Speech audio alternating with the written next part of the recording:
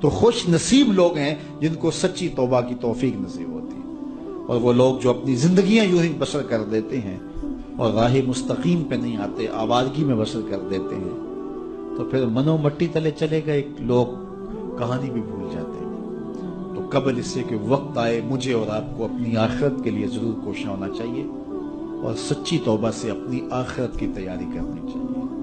کل کا پچھتاوا آج کے پچھتاوے سے بہتر ہے۔ کل کا پچھتاوا تو سوائے حسرت دکھ بڑھانے کے اور کیا ہوگا؟ آج کا پچھتاوا زندگی بدل دے گا۔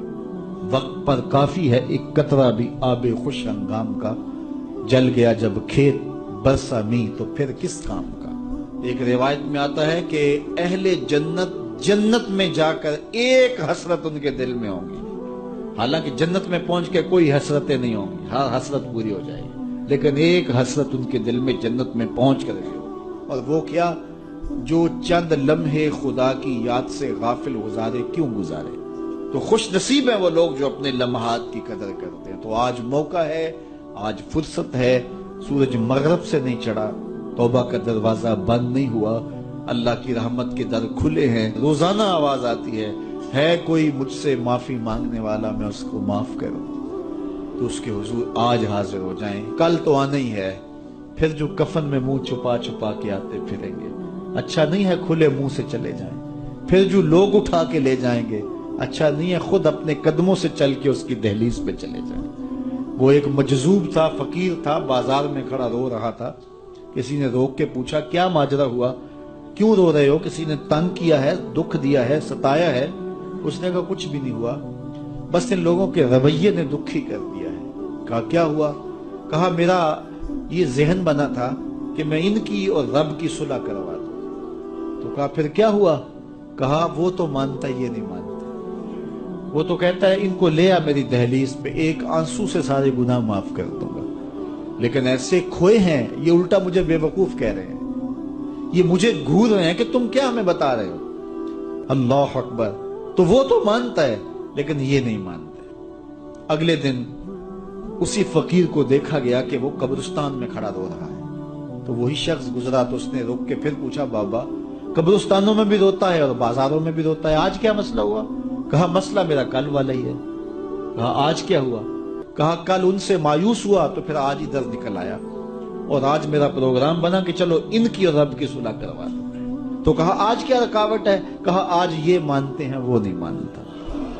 تو قبل اس سے کہ ادھر سے انکار ہو جائے کہ اب وقت بیت گیا، اب تم نے وہ وقت گنوا دیا، ہم نے بڑی مہلت دی تھی تمہیں، ڈوبتا سورج تمہیں روز کوئی پیغام دیتا تھا، اٹھتے ہوئے جنازے تمہیں روز کچھ کہتے تھے، بڑھاپا تمہیں آوازیں دیتا تھا، تم چلتے تو ٹھوکریں لگتی تھی، یہ ٹھوکریں تمہیں کچھ کہتی تھی، لیکن تم نے کسی بات پہ غور نہ کیا، اور لمبی زندگی کی امید پر تم نے مالک کی دہلیز کو چھوڑے رکھا، اب تمہارے لیے کوئی راستہ باقی نہیں بچا۔ تو قبل اس سے کہ وہ وقت آئے کوئی حجت باقی نہ رہے، زندگی کے جو 4 دن مجھے آپ کو میسر ہیں، ہم اللہ کے حضور سچی توبہ کریں۔ توبہ کی شرائط 3 ہیں۔ پہلی شرط یہ ہے کہ جو گناہ کیا ہے اس پر ندامت، دوسرا یہ ہے کہ اس کو ترک کرنے کا پختہ عزم مصمم، اور تیسری چیز یہ ہے کہ آئندہ اس کو کبھی بھی نہیں کروں گا۔ اگر یہ 3 شرطوں کے ساتھ کوئی اللہ کے حضور حاضر ہو جاتا ہے تو وہ سچی توبہ ہے۔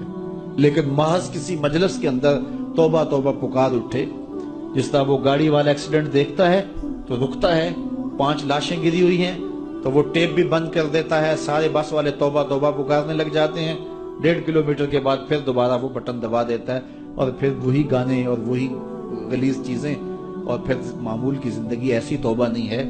توبہ یہ ہے کہ ما قبل کہ جو اعمال ہیں ان سے ندامت پیدا ہو اور ان کو ترک کر دیا جائے اور آئندہ عزم مصمم رکھا جائے، تو اللہ تعالیٰ جل شانہ سچی توبہ کو قبول کرتا ہے، اور پھر توبہ کرنے والے کے ما قبل کے سارے گناہ مٹا کے نیکیوں میں تبدیل کر دیتا ہے۔ اللہ جل شانہ مجھے بھی آپ کو بھی سچی توبہ کی توفیق سے مالا مال فرمائے، اور زندگی کی ایک ایک ساتھ اپنے دین کے لیے گزارنے کی۔ حضور علیہ السلام نے ارشاد فرمایا میرے دوستوں میں سب سے قابل رشک دوست وہ ہے کہ جس کا سامان دنیا تھوڑا ہے اور نمازیں زیادہ ہیں. اور پھر ارشاد فرمایا جب وہ چلتا ہے تو اس کی طرف اشارے بھی نہیں ہوتے، یعنی وہ اتنا معروف نہیں ہے کہ وہ گزر رہا ہو تو لوگ کہیں یہ فلاں جا رہا ہے فلاں جا رہا ہے.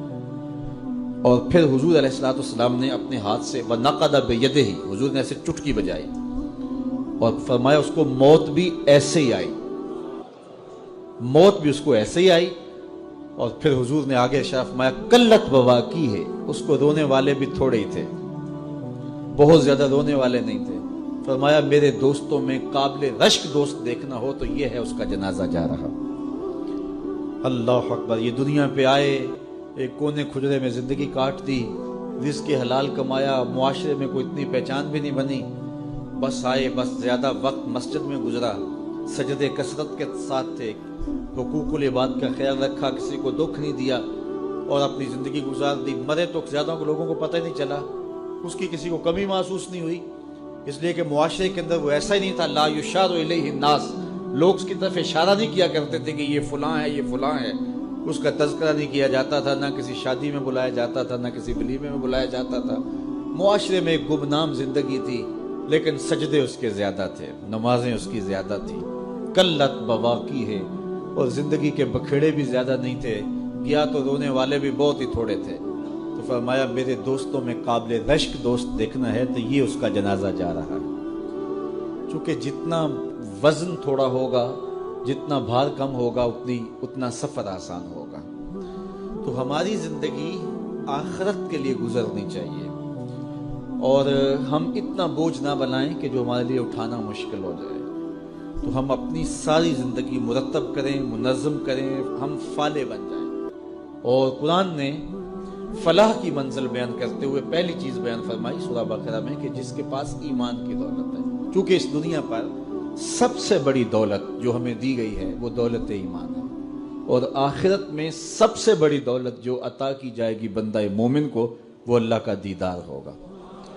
جو دنیا میں ایمان سے محروم رہا اور آخرت میں دیدار الہی سے محروم رہا وہ حقیقی طور پہ محروم ہے. تو میں اور آپ اپنی قسمت پہ بعض اوقات شکوہ بھی کرتے ہیں، حالات کی دکھن اور کڑن بھی ہوتی ہے، اور بڑے مصائب اور آلام ہیں جو ہمیں توڑتے ہیں اور وہ ہمارے خود پیدا کرتا ہوتے ہیں. جبکہ ہم جس قدر جن نعمتوں کے میسر نہ ہونے پہ شکوے کرتے ہیں، تو جو نعمتیں میسر ہیں ان کا اگر شکر کرنے کی عادت ڈال لیں تو شکر سے فرصت ہی نہ ملے. تو جب شکر سے فرصت نہیں ملے گی تو پھر شکوے کی تلخی تنگ نہیں کرے گی.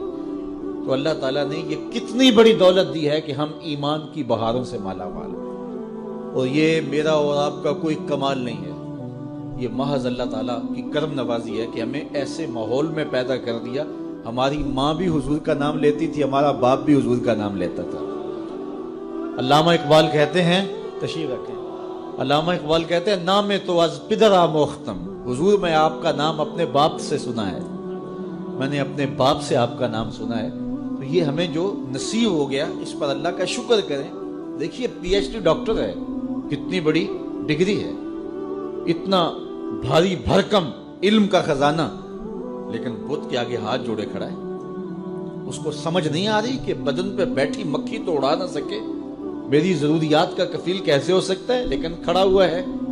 اور یہاں ان پڑھ ہے، چٹا ان پڑھ جسے کہا جاتے ہیں، لیکن بت کو جو ہے وہ پاؤں بھی نہیں مارتا ہے، وہ اس قابل بھی نہیں ہے، اس لیے کہ اللہ نے اسے مسلمانوں کے گھر میں پیدا کر دیا.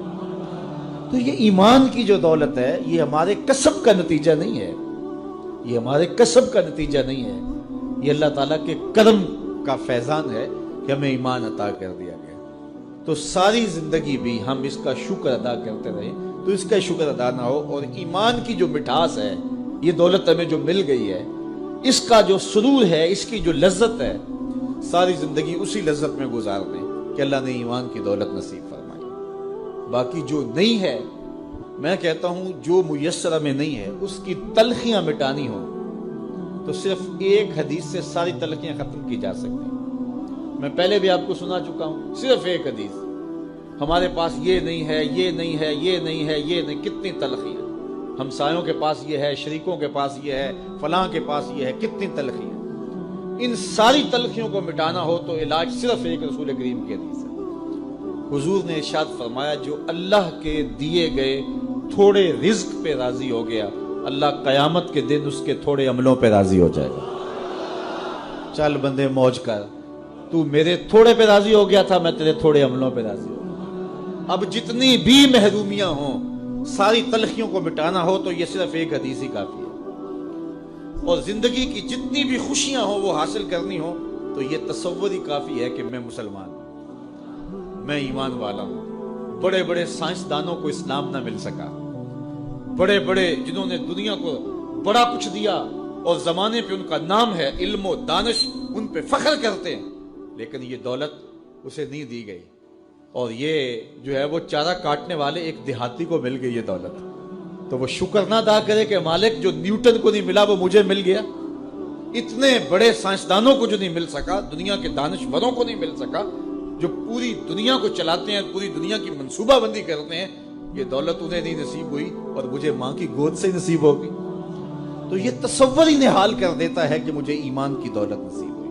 تو یہ سب سے بڑی دولت ہے، اور یہ فلاح کی پہلی سیڑھی ہے اور پہلی بنیاد ہے جو اللہ تعالیٰ نے